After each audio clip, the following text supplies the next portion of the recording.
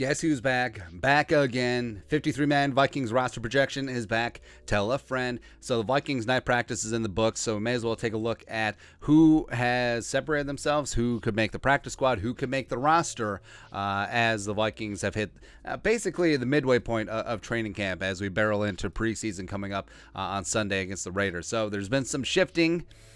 Let's talk about it. So gray making the roster. Blue is practice squad. Red is cut it out. Also, yellow, you have an NFI or PUP or IR or whatever. Anyways, at quarterback, yeah, Kirk Cousins.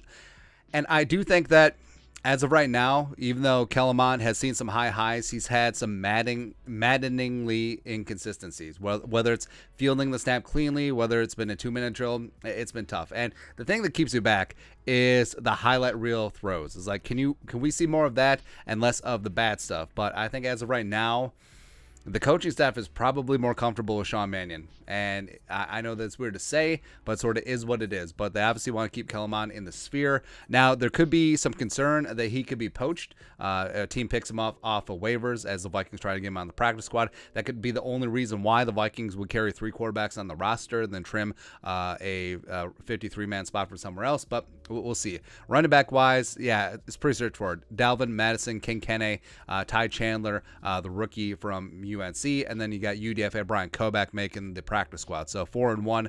CJ Ham. Now, if the Vikings, CJ Ham, best fullback in football, yes. Jake Bargas have on the practice squad. Now, Bargas, I understand, it's like, well, the Vikings are going to use the fullback less. Why would they have on the practice squad? But Jake Bargas did play tight end at North Carolina originally, so that's why he could stay in the sphere potentially as a some tight end depth there. Wide receiver wise, a little bit of shifting here. So we got Jefferson, Thielen, KJ, ISM, obviously. They got Jalen Naylor, the rookie. Actually, that should be italicized. Nailed it. The rookie 6th-round pick from Michigan State. I think that he could potentially win the punt return job as well. Plus, Tristan Jackson, the pride of Syracuse, UDFA in 2020, spent a couple years with the Rams, has looked really good at camp at times. I think that him, Myra Mitchell, Burt Wilson, Chisena, BC are all in competition for one roster spot because I do think that Naylor does make it. Practice squad, I think Myra Mitchell really showed well at the beginning of training camp, has been dealing with the injury since. I do think that he has shown enough that maybe he stays on the roster, but we're going to give him a practice squad spot. Dan Chisena, Diamond Dan Chisena, the special teamer, speed for days. He's a track guy on the practice squad, going to be called up on game days, etc. Albert Wilson, sort of a placeholder on the practice squad, veteran, sort of do it all, been there, done that, also is in the punt return competition. Yes, BC.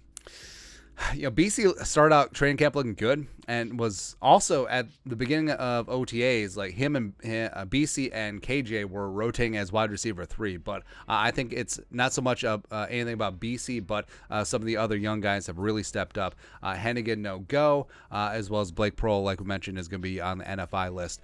Tight end wise, so you got Irv Smith Jr., you got Johnny Mundt, you got Zach Davidson making the 53-man rooster. Irv Smith is going to be good to go with that thumb. I got Ben Ellefson on the practice squad. Now, interesting spot. So 7th-round pick Nick Muse doesn't make the practice squad in our projection here. I just don't think that I don't think we've seen enough, and the Vikings want to double down on the blocking do-it-all tight end. So you got Ellefson and Mundt. Davidson can be your move tight end. Irv can be a do-it-all guy. Also, Hawkeye Shumbayer doesn't make the team or practice squad. Offensive line, a little bit of a shakeup, but the offensive line picture is starting to come into focus. So we got Darisaw, Ezra, Bradbury, Jesse Davis, and O'Neal as your starters out there. You got Blake Brandel, who, I don't know what it was. Some of the beat writers didn't put Brandel on their 53 initially, but it's like, Brandel's that guy.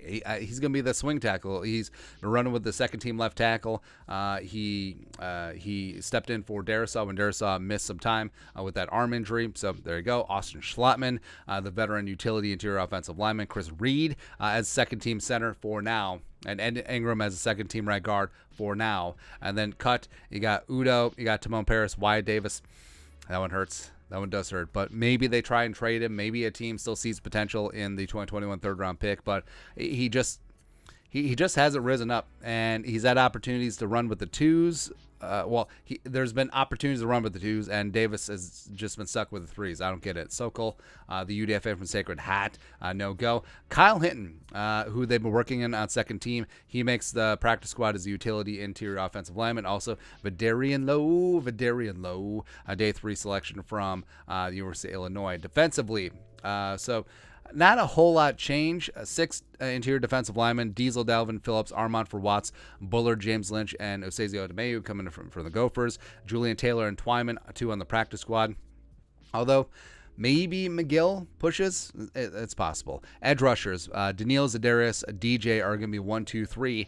Then it's interesting who's going to be 4 or 5. So Patrick Jones II has looked good in camp at times. Zach McLeod, the UDFA from the U, just the U being the U, has also looked extremely good. So I think that he is going to be pushing for a 53-man roster spot. Andre Mincy coming in from the Broncos. Familiarity with Ed Dontel also made the Broncos initial 53 last year. Plus Janaris Robinson, last year's 4th-round pick from Florida State, was injured last offseason, spent the whole year on IR. Now, he's sort of gotten lapped by Zach McLeod for now, but I think that Janaris is just too toolsy of a player to elect out of the sphere. So putting him on practice squad makes sense. Linebackers, off-ball linebackers: Kendricks and Jordan Hicks. Jordan Hicks had a phenomenal camp, by the way.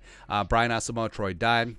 Troy Dye would be the 3rd interior linebacker as of right now. 2 on the practice squad got Blake Lynch, as well as UDFA tryout William Kwenku, and then Chasserot no go. Connolly on the NFI or PUP or whatever. Yeah, I guess Prohl and Connolly would both be on the PUP. I misspoke earlier. Cornerbacks. So you got 6. Peterson, Dantzler, Sullivan, Booth, Evans. And you could flip a coin between Boyd and Hairston. Boyd had initially been sidelined with a minor injury, but he's good to go now. Has had some really nice splash plays. Actually, yeah, hell, we're going to do that. All right, so Chris Boyd, Nate Hairston. Hairston, who came off the NFI. There we go. Easy peasy lemon squeezy. 4 safeties: Harrison, Cam Bynum, Lewis Seen, as well as a good special teamer Josh Metellus. And then 3 specialists, of course, Joseph Berry and DePaulo. Also, we're breaking it down: 25 offense, 25 defense, 3 special teams.